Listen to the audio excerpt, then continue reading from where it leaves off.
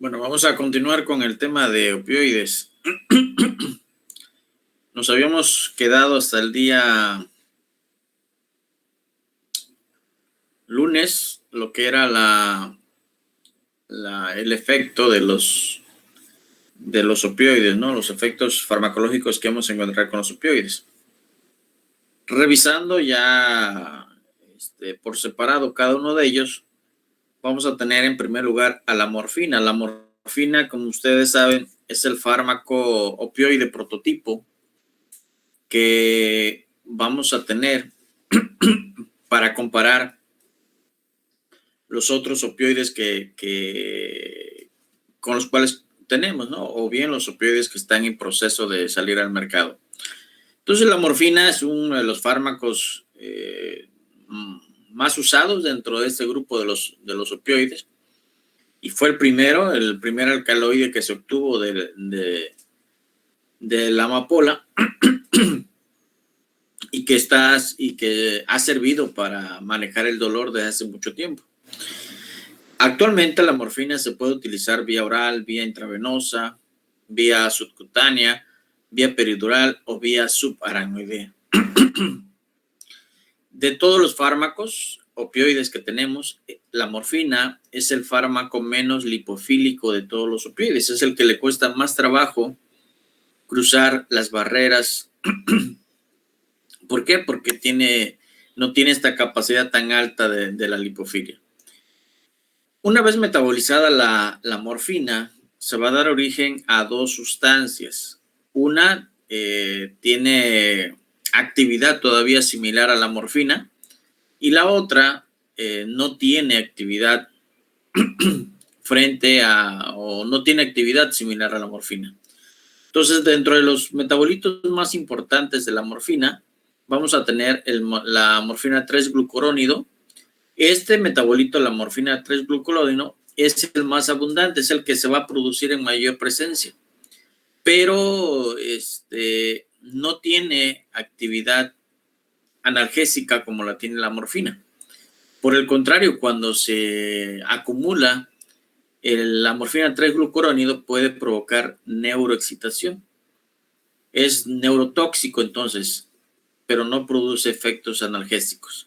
En cambio, la morfina 6-glucurónido es el metabolito menos abundante, pero es el metabolito que tiene propiedades analgésicas. Incluso tiene unas 6 a 10 veces más potente o más potencia que la morfina original. Por eso es que estos metabolitos, en específico la morfina 6-glucurónido, nos va a prolongar la acción de la morfina en algunas vías de administración, principalmente la subaracnoidea. La subaracnoidea nos puede durar hasta 30 horas. La morfina que se administra vía intravenosa, la duración es de aproximadamente unas 4 horas. Entre más se utilice la morfina, el paciente puede crear tolerancia. Lo único a lo cual no va a crear tolerancia es al estreñimiento, al prurito, a las convulsiones por el 3-glucurónido, a la miosis y a la retención urinaria. Siempre que el paciente reciba su dosis de morfina, muy seguramente el paciente va a presentar estos cuadros. Así el paciente lleve años consumiendo morfina. ¿Por qué? Porque estos datos, les repito, estreñimiento, prurito, convulsiones, miosis y retención urinaria, no van a crear tolerancia. La morfina, siempre que se administre, siempre va a presentar prurito, siempre va a presentar miosis o va a presentar retención urinaria o va a presentar estreñimiento. Y en caso de toxicidad, va a presentar convulsiones. Entonces, siempre los vamos a tener, no van a crear tolerancia. La morfina puede crear, además de la tolerancia, puede crear dependencia física y puede crear dependencia psíquica. ¿Cuál será la diferencia entre una dependencia física y una dependencia psíquica?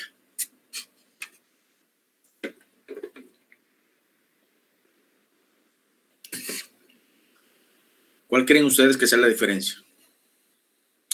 ¿Cuándo tendremos un paciente con dependencia física? ¿Cuándo tendremos un paciente con dependencia psíquica? Quizás la dependencia física sea cuando el paciente refiera que necesita más dosis para aliviar su dolor, y una psíquica quizás sea para pacientes que refieran que necesitan más dosis para, no sé, una relajación, quizás, no sé. No precisamente. A ver, Olivia, ¿tú cómo? Bueno, a ver. Ajá, dígame. Olivia, perdón.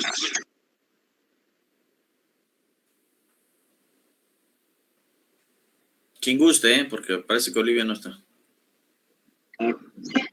Sí. Pues la dependencia física sería más por ciertos síntomas físicos que se llegan a presentar, como mencionó, de que presenta dolor y necesita de ese medicamento para detener el dolor o que disminuya. Y ya la mental sería simular que presenta dolor cuando no lo presenta, simplemente por el hecho de querer consumir ese medicamento. A ver, Alan. Yo digo que la psíquica es como una necesidad, o sea, el paciente o las personas van a desarrollar una necesidad impulsiva por ingerir este tipo de fármacos para llegar a un estado de relajación o un estado, pues, en el que se sientan un ambiente agradable. Uh-huh.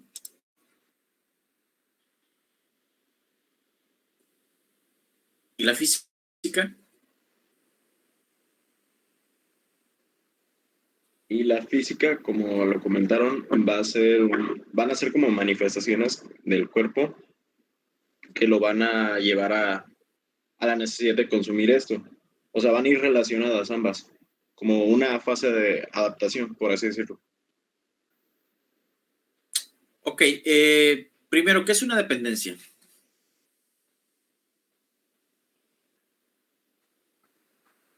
Es cuando se genera cierta adicción, ¿no? Cierta adicción. ¿Es lo mismo adicción que dependencia? No. Es como una necesidad. Es como una necesidad que tiene el cuerpo a ciertas Por eso, ¿cuál será la diferencia entre una adicción y una dependencia? Pues la dependencia va a ser un estímulo que va a necesitar, pues, que lo va a querer, pues, en cualquier momento. Y la adicción sería de manera descontrolada, quizás. Porque ya algunas personas ya no son, ya ves que antes eran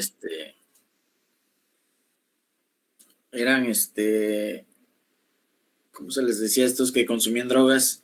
Drogadictos, ¿no? No, yo creo que pues es más una grave la diferencia sería dependencia, que Ajá. una diferencia sería que la adicción pues es de forma voluntaria, o sea, el consumo es voluntario y la dependencia pues ya es necesaria, es involuntaria, pues que necesita el paciente. Sí, cuando hablamos de adicción y dependencia, adicción es que quizás yo me tomo una cerveza y me siento bien. Y para sentirme bien, necesito una cerveza, un ejemplo. Entonces, eso es una adicción, o como aquel que come dulces, ¿no? Hay gente que come pan y tiene una adicción al pan, o sea, para sentir ese placer, esa sensación de bienestar, consume el pan. O consume una Coca-Cola, o consume marihuana, alguna gente, ¿no? Entonces, esos son adicciones. Cuando yo busco un placer a base de un producto. Entonces, estoy hablando de una adicción a algo para lograr un beneficio, para lograr una tranquilidad. Entonces, en la adicción entraría más el sistema de recompensa. Sí, sí, o sea, el sistema, hay una liberación de dopamina que me lleva a que una vez que yo obtengo lo que creo que me va a satisfacer, viene esa sensación placentera. Sí, les digo, les pongo el ejemplo, aquella persona que come pan, hay gente que dice, pues yo si no me como mi tortita de pan en la mañana o mi galleta, siento que me falta algo durante el día. O hay gente que no puede comer si no tiene una Coca-Cola frente a él. Entonces, eso es adicción, aquello que me va a generar tranquilidad o bienestar. ¿Y dependencia?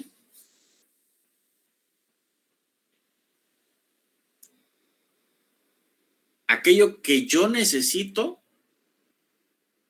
para estar bien o para estar tranquilo. Ya no es por placer, o sea, ya no es porque yo solamente para lograr un bienestar, es para tranquilizarme. La dependencia física es cuando hay signos y síntomas que me están sugiriendo que esa persona necesita la sustancia. ¿Qué pasa si una persona es adicta al alcohol y todos los días se la pasa abriago? ¿Qué pasa si de repente suspendemos nosotros el consumo de alcohol? A una persona que lleva años consumiendo alcohol, no a aquella que se fue el fin de semana. Muestra el síndrome de abstinencia. Va a presentar el síndrome de abstinencia. ¿Por qué? Porque el paciente necesita su consumo de alcohol. ¿Es una dependencia física o una dependencia psíquica?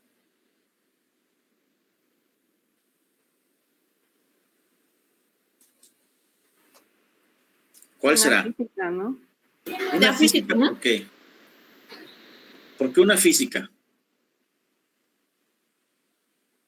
Porque siente la sensación de que se está relajando.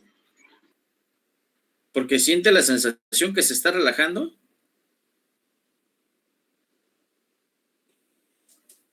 ¿Por qué? Porque su sistema se está modificando por la falta de una sustancia.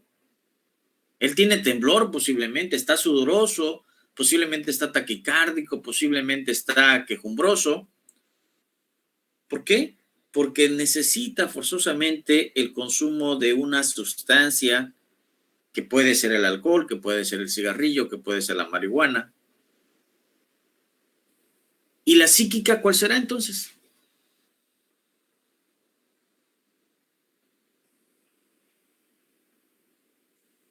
Y que para fines farmacológicos es la más difícil de tratar. La psíquica, o también llamada psicológica. ¿Cuál será? ¿Cuál será la característica?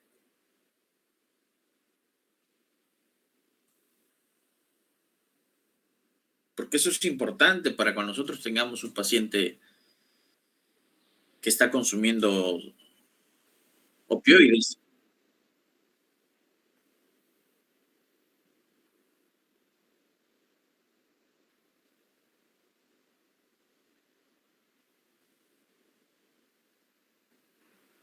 A ver, no entendí.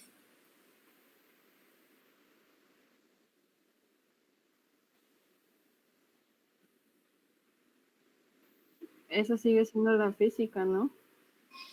Ajá, eso, el síndrome de abstinencia, vamos a tener principalmente dependencia física. La psicológica no sería, por ejemplo, lo emocional, o sea, sentirse ansioso, estar deprimido. Es que en la psicológica yo siento que, o sea, la misma persona es la que cree que necesitar dicha sustancia, porque pues en la física se crea una dependencia porque el cuerpo se acostumbró a y al dejarlo, pues siente esto, ¿no? Que los temblores y todo eso, pero en la psicológica es que el paciente quiera dejarla. Exacto. En la psicológica, el paciente no va a tener la sintomatología de una dependencia física, pero más sin embargo va a tener trastornos emocionales relacionados con la falta del fármaco o de la sustancia, en este caso de la morfina. El paciente puede estar con cuadros de depresión, con cuadros de manía, puede estar irritable. Ansioso, ¿no? Y es porque, ¿mande? Ansioso. Ansioso también. Sí, cualquier trastorno de la personalidad o del estado de ánimo puede estar relacionado con esto. Y está en relación ¿a qué? A la falta de consumir una sustancia. Y es la que, les digo, farmacológicamente nos va a costar más trabajo tratar. La dependencia física la podemos tratar más rápido. La dependencia psicológica o psíquica no. ¿Sí? Entonces, la morfina me puede crear, además de tolerancia, dependencia, tanto física como psíquica. Por eso es que los pacientes vuelven a caer en el consumo de opioides, porque a pesar de que ya no tengan ninguna sintomatología física, su cerebro todavía sigue anhelando el consumo de opioides. Esta morfina no se debería de usar en pacientes asmáticos. ¿Por qué? Porque de todos los opioides, la morfina es la que más se asocia a la liberación de histamina. Por eso es que un paciente que recibe morfina, si es asmático, esa morfina puede incrementar la liberación de histamina y esta histamina provocar un broncoespasmo severo. Entonces, no utilizarlos en pacientes asmáticos. Ahora, cuando suspendemos de forma brusca la administración de morfina o la administración de algún otro opioide o el paciente con fines recreativos, consumidor crónico de algún derivado del opio, suspende de manera brusca, se va a presentar lo que se conoce como síndrome de abstinencia. El síndrome de abstinencia vamos a tener hiperactividad en estructuras previamente inhibidas, va a tener sintomatología central y vegetativa como irritabilidad, midriasis, fiebre, sudoración, piloerección, náuseas, insomnio, inquietud y ansiedad. Estos síntomas, dependiendo la cantidad que el paciente consumía de morfina o dependiendo el tiempo de la duración del consumo de morfina, puede ser tan agudo que lleve al paciente a presentar arritmias y llevarlo a la muerte. Por eso, un paciente que se le trata de ayudar, no es prioritario retirarle por completo el consumo de morfina. ¿Por qué razón?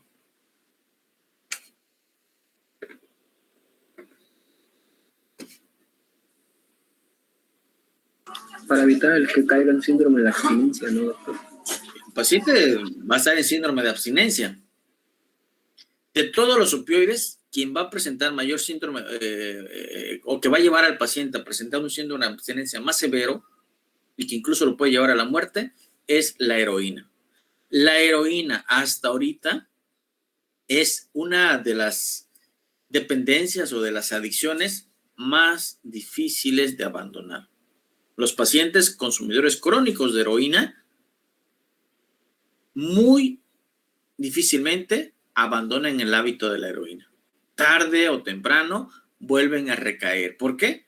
Por la dependencia psíquica que les ocasiona la heroína.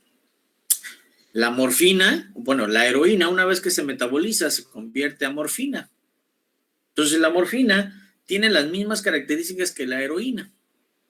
Quien es adicto a la morfina, muy seguramente va a sentir placer o sensación placentera si recibe heroína. O quien reciba heroína va a sentir una sensación placentera cuando reciba morfina. ¿Sí? Ahora, los pacientes que van a ser sometidos a retiro de estas adicciones, lo que se les tiene que administrar son fármacos que tengan una vida media prolongada y que el síndrome de abstinencia que ocasionen esos fármacos no sea similar al de la heroína, que sea más tolerable para el paciente. Porque el síndrome de abstinencia, tanto para morfina como para heroína, les repito, puede llevar al paciente a la muerte. Los días difíciles de estos síndromes de abstinencia son los dos días primeros después de abandonar el tratamiento. o después de abandonar la adicción. En ocasiones los pacientes tienen que estar sedados porque despiertos no toleran la abstinencia al consumo de heroína o al consumo de morfina. Bueno, otra cosa también que hay que tener siempre presente en los pacientes que reciben morfina es algo que les señalaba hace rato, una retención urinaria. Ustedes cuando estén en su internado van a observar pacientes que recibieron morfina o que recibieron fentanil y que después están haciendo una retención urinaria. Y el dato más característico de la retención urinaria es que el paciente le va a referir dolor. Dolor para miccionar y la imposibilidad de la micción. ¿Qué tendrían que hacer entonces si tienen a un paciente que tiene retención urinaria?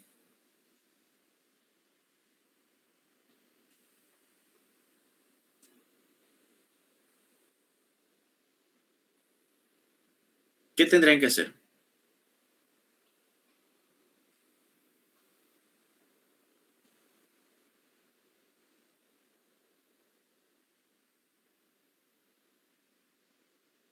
¿Le hablan a otro médico? ¿Qué tendrían que hacer? Pues colocar una sonda vesical. Colocando una sonda vesical y esperar a que pase el efecto del opioide, que si es morfina, pues pasará en si se le administró vía supraranoidea, pues pasará en unas 30 horas. O sea, tiene que dejar una sonda vesical para que en 30 horas el paciente ya se le pueda retirar esa sonda. De otra manera, va a volver a presentar esa retención urinaria y va a volver a presentar dolor. Si ustedes ven a un paciente que les dice que quiere orinar y no puede, créanle y colóquenle su sonda. Y lo van a ayudar muchísimo. No hagan como la mayoría que ven al paciente con dolor quejumbroso y no son para colocarle una sonda vesical y que el paciente pueda drenar la vejiga. ¿Sale? Entonces, ustedes ya saben por qué se está presentando la retención urinaria y no habrá ningún problema en que puedan ayudarle al paciente. Ahora, una cosa muy importante también es que los pacientes bajo tratamiento con morfina pueden presentar depresión respiratoria. Hay que tener cuidado, o sea, si ustedes van a utilizar opioides, en este caso morfina, tienen que tener un equipo para resucitación en caso de que el paciente presente una depresión respiratoria. Muchos de los adictos a la heroína mueren por depresión respiratoria, o sea, se administran el fármaco o la sustancia vía intravenosa, tienen una depresión respiratoria y cuando lo tratan de reanimar o se dan cuenta, el paciente ya está muerto o la persona ya está muerta. Eso pasa con muchos adictos a la heroína, mueren por depresión respiratoria. Entonces, la depresión respiratoria tiene que ver con el tiempo que lleva el paciente consumiendo opioides. Si es un paciente que ya tiene una tolerancia a los opioides, pues posiblemente vaya a requerir dosis mucho más altas que aquellos que no consumen opioides para presentar una depresión respiratoria. En teoría, una persona pudiera llegar a tolerar hasta el consumo de 60 miligramos de morfina sin presentar depresión respiratoria. En teoría, porque algunas personas con 5 o 10 miligramos de morfina pueden llegar a presentar depresión respiratoria. Aquellos que son tolerantes a la morfina pueden incluso recibir dosis muy altas y aún así no presentan depresión respiratoria. Entonces, esto es dinámico, no es una ley que diga que a partir de los 60 miligramos de consumo el paciente va a tener una depresión respiratoria. No. Oiga, Doc, una pregunta. Sí, ¿y los pacientes que estén bajo tratamiento con morfina, nos comenta que van a presentar una retención urinaria y que debemos de poner una sonda? A la hora de poner la sonda, ¿va a ser más difícil ponerla o igual? Digo, si va a estar presentando la retención urinaria, ¿no tendremos que apoyarnos de algo más para dilatar o algo? No, lógicamente ustedes van a calcular el calibre de la sonda que van a colocar. Normalmente, como es una sonda para drenar en un día o 2 días, no necesitamos sondas muy gruesas para ellas, ¿no? Entonces podemos colocar una sonda, una simple sonda de Foley o una sonda de Nelaton, y con eso metemos la sonda y drenamos la orina. No hay problema, o sea, hay una contracción del esfínter, pero no hay una resistencia como tal, o sea, no está endurecido como tal para que no pase la sonda, o sea, la sonda pasa sin ningún problema, siempre y cuando sea de la medida del calibre que le corresponda al paciente. No necesitarían meter dilatadores ni mucho, nada de eso, o sea, con la pura sonda se drena la orina y el paciente deja de tener dolor.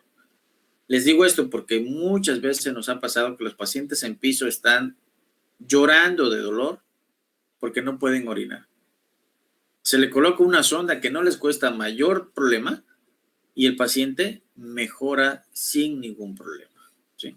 Entonces, hay que recordar entonces que nos puede provocar depresión respiratoria, y hay recordar que si se va a estimular la morfina a los receptores MU1 y a los MU2, nos puede provocar euforia, ¿sí?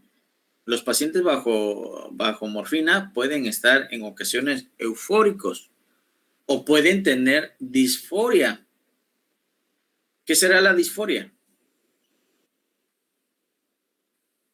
¿Y qué será la euforia?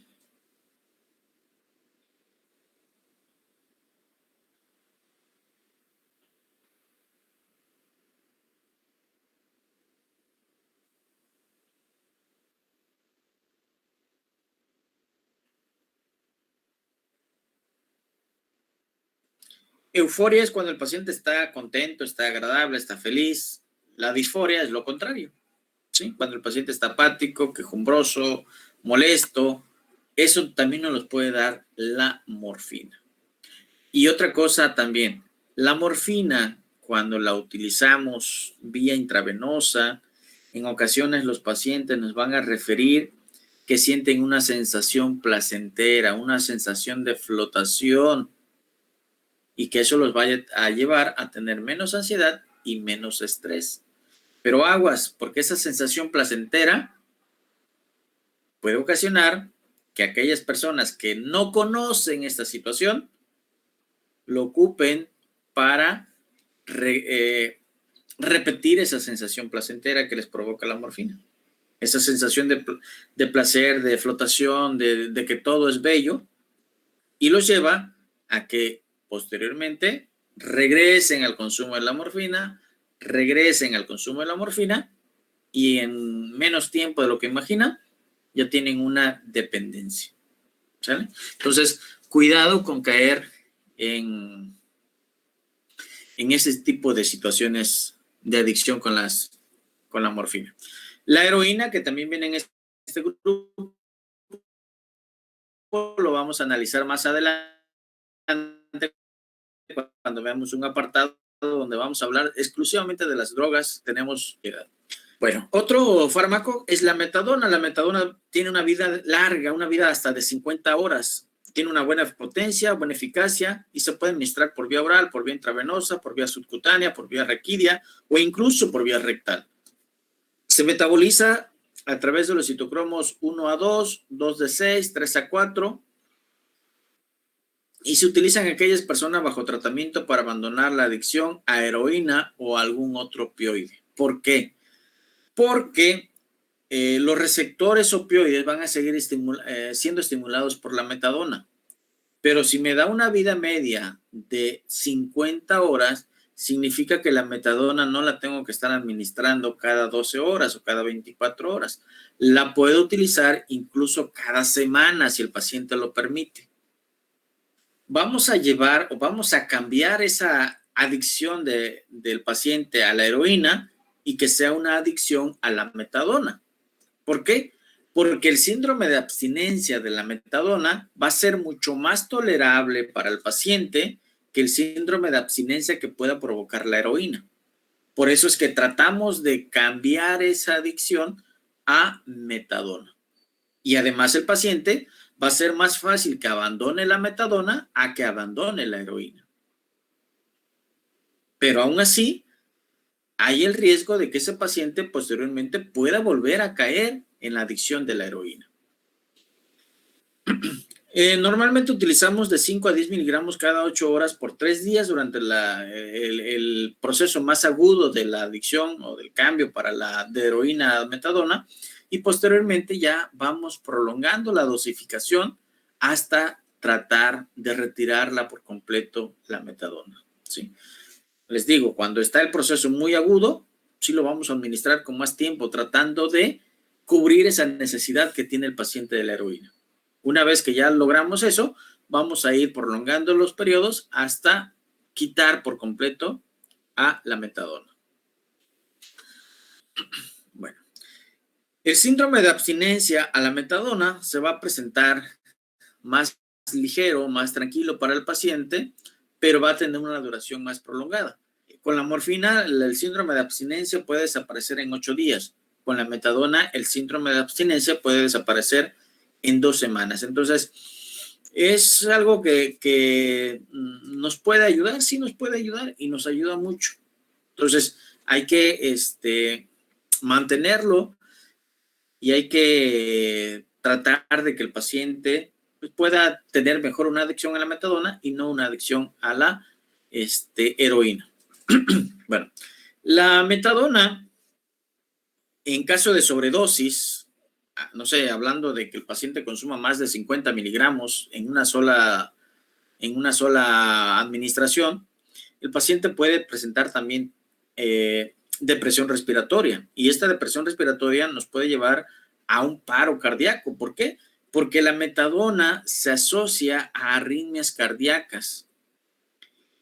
Principalmente hay una prolongación del intervalo QT que me puede llevar después a una torsades de Pointen, y eso me puede llevar a una fibrilación ventricular y a un paro cardíaco. Entonces, la sobredosis de metadona, les digo, arriba de 50 miligramos, normalmente es como lo reportan los artículos.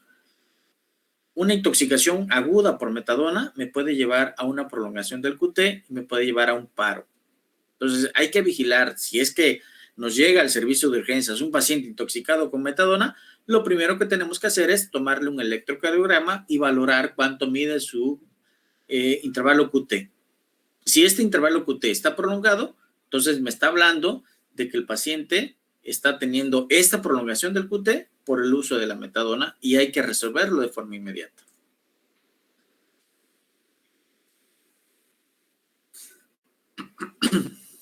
Bueno, codeína. La codeína tiene menor afinidad y potencia comparado con la morfina, lógicamente. No sirve para tratar dolores agudos severos, solamente nos ayuda para tratar dolores leves. Tiene una potencia analgésica unas 10 veces menor que la morfina, y si nosotros lo queremos utilizar como analgésico, lo más común o lo más recomendable es que lo combinemos con antiinflamatorios no esteroideos. Codeína más AINES pues nos va a ayudar a controlar el dolor agudo leve. ¿Cuándo dijimos que era un dolor leve?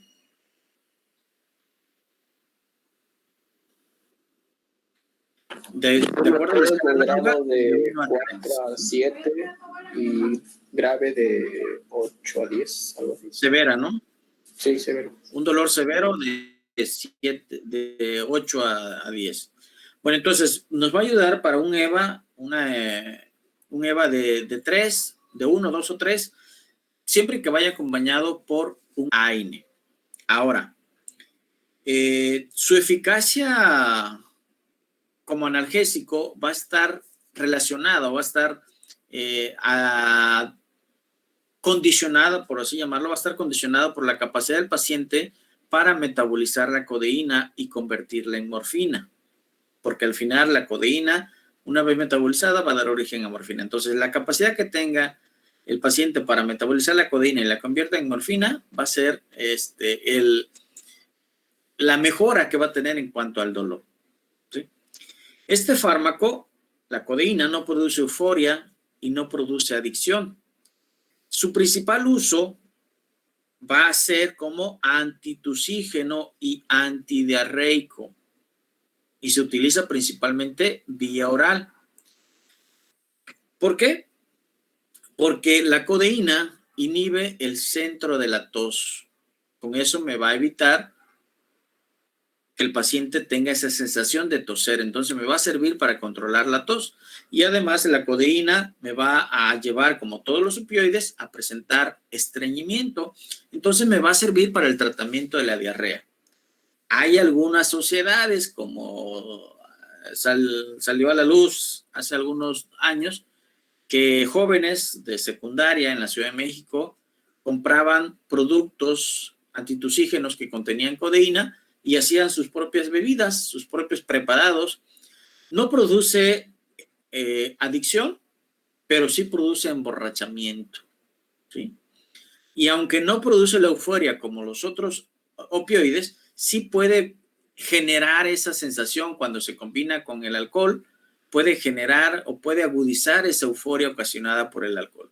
Entonces, aguas, porque les puede llegar un paciente intoxicado con alcohol y que posiblemente tuvo como acompañamiento a la codeína. Hay que estar al pendiente. ¿No? Doc, algo así como los que usan el dextrometorfano. El dextrometorfano también es un derivado de los opioides, pero es menos potente que la codeína para producir efectos de euforia, ¿no? O sea, la codeína sí se está demostrado, el dextrometorfano no. Pero los dos son derivados de los opioides.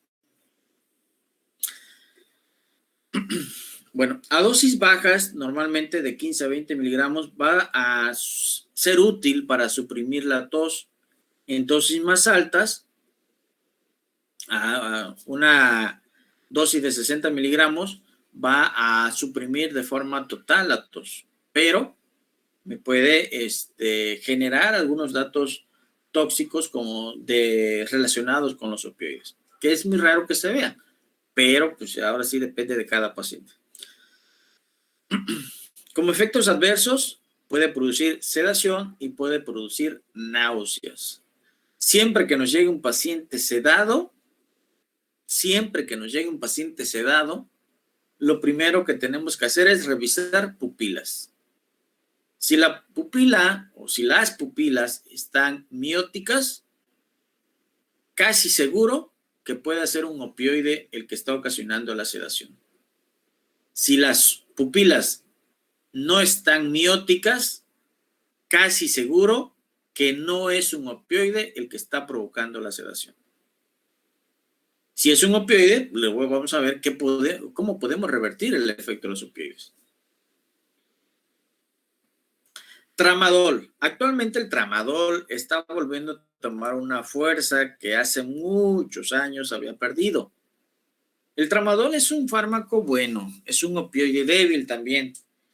Tiene una biodisponibilidad del 68%, tiene una actividad similar a la codeína, pero a diferencia de la codeína va a producir menos estreñimiento que el que produce la codeína.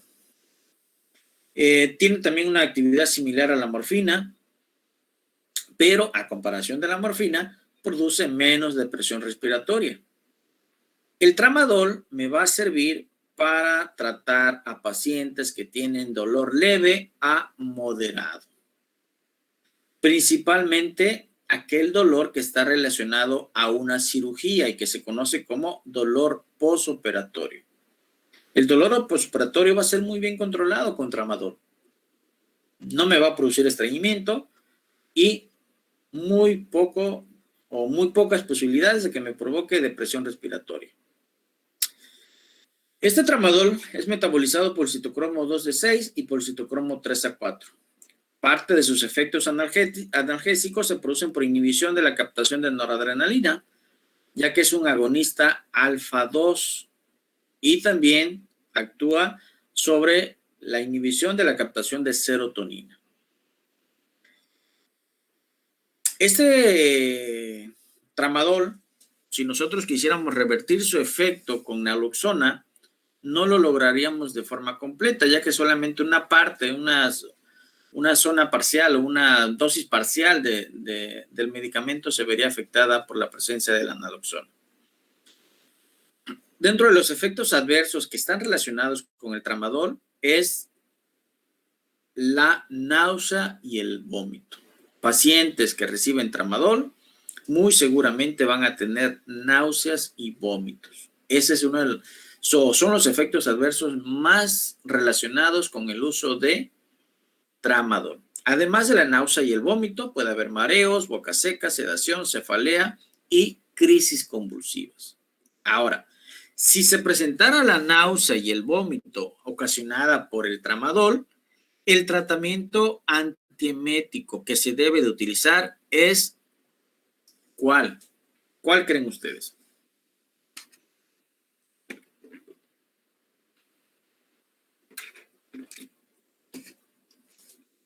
¿Cuál sería el tratamiento antiemético que deberíamos de implementar? Aquel que inhiba a la 5-HT3 o al receptor 5-HT3. ¿Se acuerdan cuáles mencionamos? La difenhidramina. No. 5-HT3.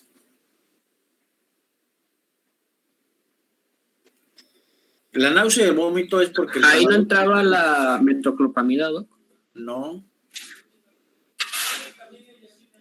El antagonista 5-HT3 que habíamos mencionado es ondansetron.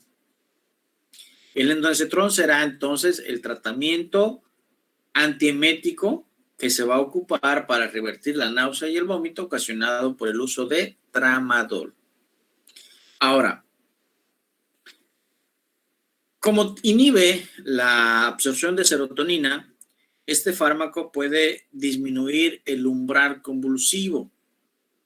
Hay que tener cuidado entonces de utilizarlo con sumo cuidado en pacientes que tengan epilepsia. Si el paciente no está tratado o no está controlado de su epilepsia, de preferencia no utilizar tramadol. Si el paciente está bajo tratamiento y se ha mantenido estable durante los últimos 6 meses, entonces podemos utilizar el tramadol. Sí. Otro peligro grave es el síndrome serotoninérgico, que también se puede asociar al uso del tramadol. Principalmente cuando combinamos tramadol más un antidepresivo o más un inhibidor selectivo de la recaptación de serotonina, que ustedes ya conocen. ¿Como cuál es el fármaco prototipo de los inhibidores selectivos de la recaptación de serotonina?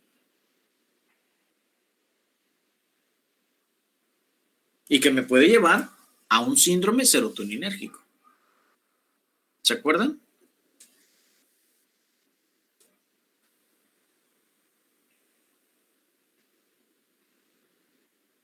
Bueno, revísenos. Mañana terminamos de ver lo que son los opioides y vamos a tratar de recuperar